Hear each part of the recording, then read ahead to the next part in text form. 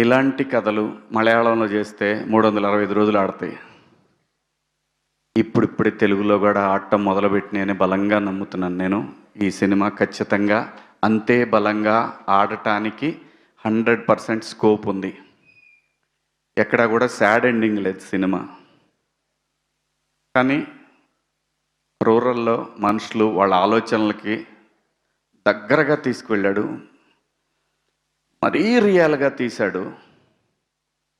చాలా గట్స్ ఉండాలి. ఇలాంటి కథని తెరకెక్కించాలంటే చాలా గట్స్ ఉండాలి. ఈ కథని ఒప్పుకోవడానికి ఆర్టిస్టులకి గట్స్ ఉండాలి. ఖచ్చితంగా అందరూ ప్రేమించి చాలా నమ్మకంతో ఈటీవీ యాజమాన్యం కూడా నమ్మి తీసిన కథ నేను చూశాను. నాకైతే నచ్చింది.